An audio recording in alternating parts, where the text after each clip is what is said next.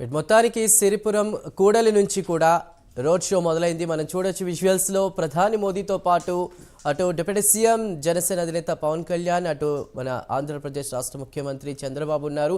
ప్రజలకు అభివాదం చేస్తూ కూడా రోడ్ షో నిర్వహిస్తున్నారు. ప్రస్తుతం అక్కడికి చేరుకున్నటువంటి ప్రజానికం అందరూ కూడా పూలు జల్లుతూ కూడా సాదర స్వాగతం పలుకుతున్నారు. కూటమి ప్రభుత్వం ఏర్పడిన తర్వాత ఈ స్థాయిలో అంటే రోడ్ షోకి ఇంత లెవెల్లో కూడా ప్రస్తుతం వెల్కమ్ అనేది మనం ఫస్ట్ టైం చూస్తున్నాం. ప్రైమ్ 9లో ఎక్స్క్లూజివ్గా మోదీతో పాటు దేశ ప్రధాని మోదీతో పాటు అటు రాష్ట్ర ముఖ్యమంత్రి, రాష్ట్ర ఉప ముఖ్యమంత్రి ముగ్గురు కూడా గతంలో కూడా ఎన్నికలకు ముందు మనం చూసాం ముగ్గురి రోడ్ షో ఆంధ్రప్రదేశ్లో. మరి కూటమి ప్రభుత్వం ఏర్పడిన తర్వాత మళ్ళీ విశాఖలో మనం ఇలాంటి ఒక విజువల్ వండర్ని చూస్తున్నాం. రోడ్ షో ప్రస్తుతం అంగరంగ వైభవంగా కూడా ముందుకు కదులుతోంది. అందరూ కూడా అక్కడికి చేరుకున్న అటు మోదీ అభిమానులు కావచ్చు, పవన్ కళ్యాణ్ అభిమానులు కావచ్చు, చంద్రబాబు అభిమానులు కావచ్చు, అదేవిధంగా పార్టీ కార్యకర్తలు కావచ్చు అక్కడికి భారీ సంఖ్యలో చేరుకున్నారు. వారందరూ కూడా వీరి ముగ్గురికి కూడా సాదర స్వాగతం పలుకుతున్నారు. దాదాపు 5:30 ప్రాంతంలో కూడా సభ ప్రారంభం కానుంది.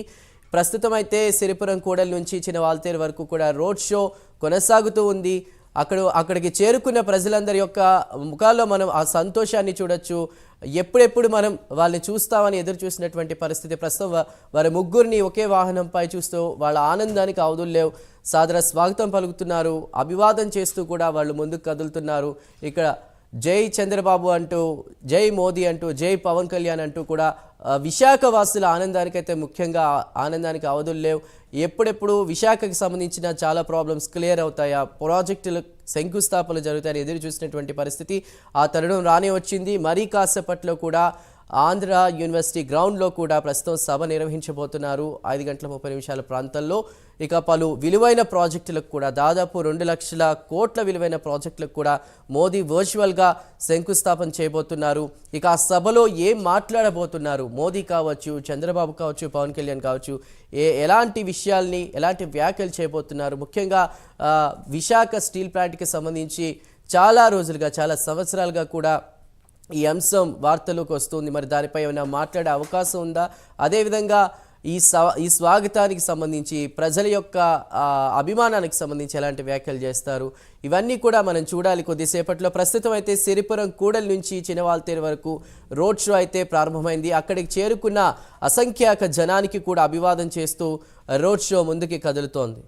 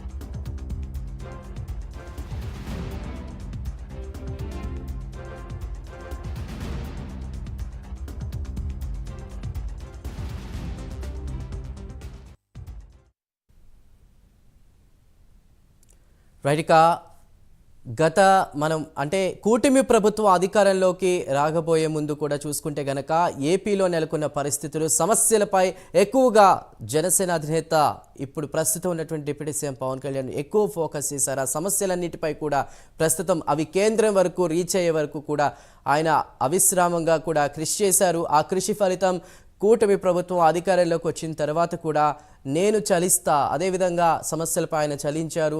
స్పందించడానికి రాష్ట్ర ముఖ్యమంత్రి చంద్రబాబు ఉన్నారు. సాయం కావాలంటే కేంద్రం నుండి మనకి ప్రధాని మోదీ ఉన్నారంటూ చెప్పారు. ప్రస్తుతం మనం అదే చూస్తున్నాం. ఆంధ్రప్రదేశ్కి సంక్రాంతి ముందే వచ్చింది. పండగ వాతావరణాన్ని మనం చూస్తున్నాం. ముఖ్యంగా తెలుగు రాష్ట్రాల్లో ఏవైతే ప్రాజెక్టులకు సంబంధించి ప్రజలు ఎక్కువగా ఎదురు చూశారు, ఆ ప్రాజెక్టులకు సంబంధించి కూడా దాదాపు 2 లక్షల కోట్ల విలువైన ప్రాజెక్టులకు కూడా ప్రస్తుతం శంకుస్థాపనలు ప్రారంభోత్సవాలు జరగబోతున్నాయి వర్చువల్గా.